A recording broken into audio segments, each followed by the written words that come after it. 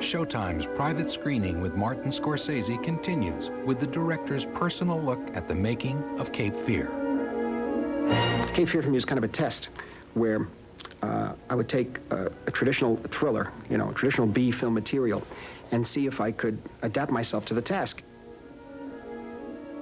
I was a great fan of the original film by J. Lee Thompson, Gregory, Peck, and Robin Mitchum, Polly Berg, and all those people. I was always very much, very much enamored of the American thrillers. I love thrillers, I love B films. The task was to see what I could do with the traditional thriller, to see if I could bring something of what I usually bring to movies to that genre without sinking the genre. Without ruining the tension. And also, the enjoyment was through the actors. And once I saw that De Niro was so enthralled by this character, I knew that something special would come out of it from him. The people call Samuel G. Boat! De Niro was fascinated by that character. And he and Steven Spielberg convinced me finally that I could maybe find my own way in the story. I usually find it very difficult when I do other people's material. I can't really satisfy them, and I can't satisfy myself. It was a remake, yeah. It was a remake. I mean, because you are stuck with the same story, But what I wanted to do is to enrich the characters, or complicate the psychological makeup of the family, so to speak. And quite honestly, that's a danger. That's a danger. You don't know whether you're, as I said, sinking the genre itself, or you're trying to enrich it.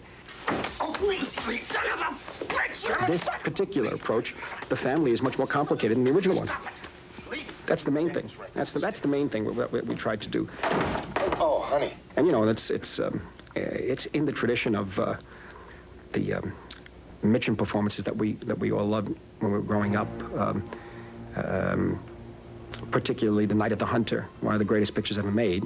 To keep it in the bloodline, we cast Robin Mitchum and Gregory Peck and Marty Balsam as many people from the old film as possible that we can get in to keep the tradition going, sort of blessing the new film.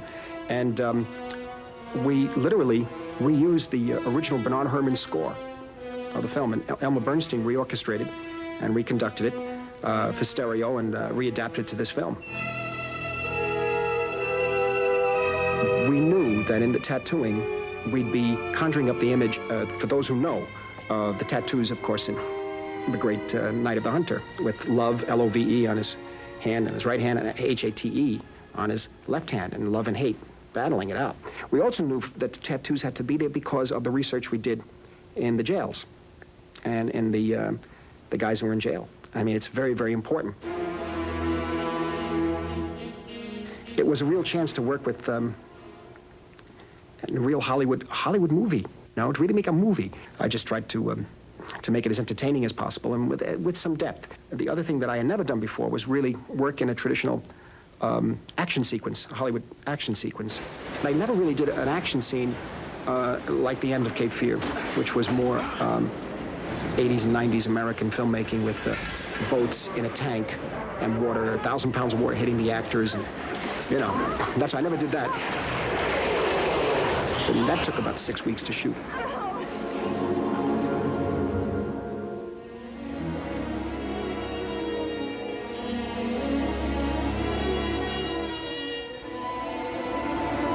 What happens to Mr. Bowden in the movie by that point in the picture when he's out there shooting that gun at night on the porch? I don't say it's a good thing, but at least he's not denying his own feelings at this point. And I said, my God, now they're behaving like characters in my usual film. This is what I meant. It's a thriller, basically, but it's a lot of fun, really. There's that element of fun that we had with it, especially when it becomes a slightly different film by that point when he's under the car. Quite honestly, it kind of symbolizes to me a fear or a guilt that you can never get rid of, and it might as well be pinned to the bottom of your car while you're trying to run away from it. We were playing around. We thought it was actually kind of tongue-in-cheek in a way. Maybe we put too much in. I don't...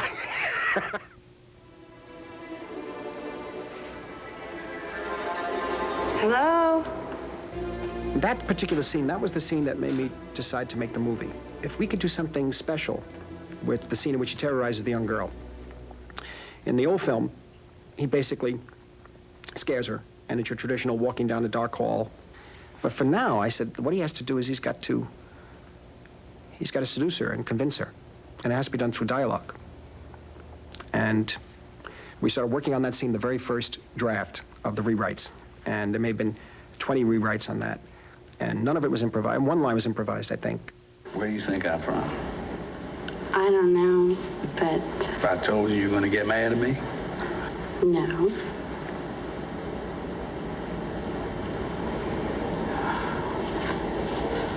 I'm from the Black Forest. The Black Forest was improvised. The rest was all scripted. Shot in one take, pretty much, with 2 cameras. And Bob said I had this idea with the thumb. I said, well, do it, you know, but we didn't tell her, you know. So she just plays off of him in that. It's more, it violates her more, in a way. A little scarier, I thought. And we tried it, and it looked pretty good, we thought. And, it goes off into the area of entertainment films of today, where when he is fighting in the water, he keeps popping up. He's dead at the end, that's for sure. He's gone at the end. I tried to show that he died. I don't know why everybody doesn't think he died. We have him going underwater. We have a point of view going underwater, everything. I mean, I don't understand. You know why? Because it is in that tradition of the new films where the character never dies, starting from Halloween. I try to do most things that it doesn't look like work, but I get fooled when I get there. It is work. No more water pictures.